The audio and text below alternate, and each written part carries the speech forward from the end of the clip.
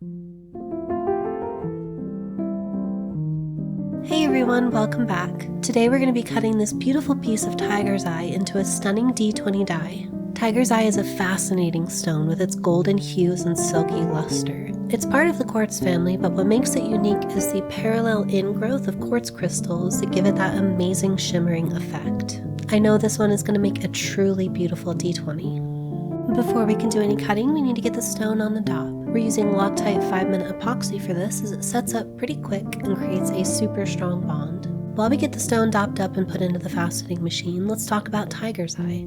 This gemstone is primarily sourced from South Africa and Western Australia and is known for its unique shimmer cat's eye effect called chatoyance. Historically, it was made into jewelry and amulets to be worn by Roman soldiers for protection in battle. It was also revered in ancient Egypt, where it was associated with the sun god Ra. Tiger's eye is formed through a process called pseudomorphism, where one type of stone slowly replaces another. It starts off as blue chrysotolite fibers that are replaced by iron oxides and quartz, creating its characteristic golden bands. However, chrysotolite fibers are a type of asbestos, which can cause some really nasty cancers if inhaled. While most of this is replaced with quartz, some traces may still remain. To be safe, I'll be wearing a full respirator and running my HEPA 14 filter for the entire process. We'll also be doing some extra cleaning in between cutting labs to help reduce dust buildup. Today we'll be starting off with a 120 grit diamond topper lap to remove the bulk of the material and preform the stone into the general D20 shape. Then we'll switch to a 240 grit diamond topper lap to refine the shape further and cut through the damage caused by the 120 grit. After that, we'll move to our 600 grit lightning lap to achieve the final cut depth and pre-polish the stone at the same time. From there, we'll use a cerium oxide embedded spectral ultra lap with our own cerium oxide mixture for polishing. This combination is excellent for stones in the quartz family and will bring the stone to a really nice polish. Now, let's get to cutting.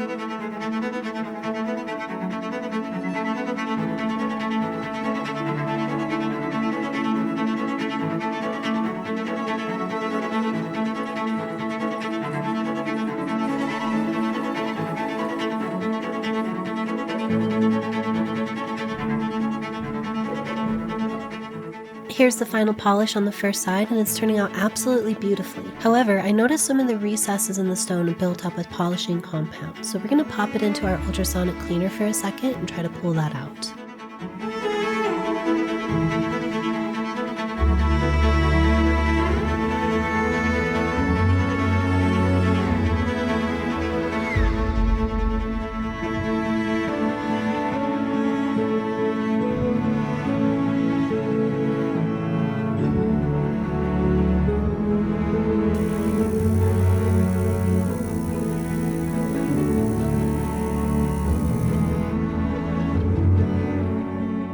Much better. Now we just need to swap the dot to the other side using our transfer jig and some more epoxy. Then we'll repeat the cutting and polishing steps for the second half.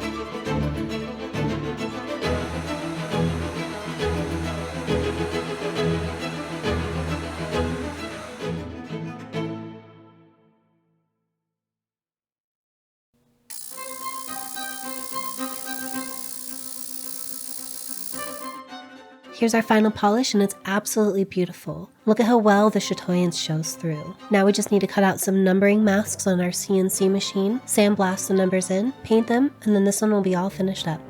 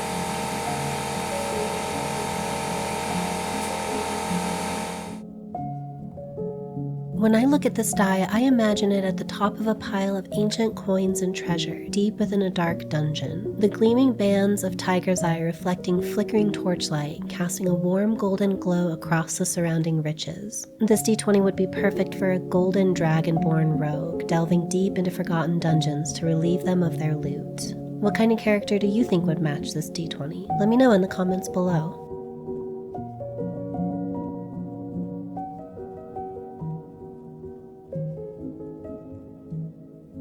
And here's our finished D20. I am beyond happy with how this turned out. The shimmering bands give it such a unique look. It truly is a piece of treasure. If you enjoyed watching this D20 come to life, don't forget to hit the subscribe button and share the video. Your support helps me to continue creating more content like this. Now, on to the final shots.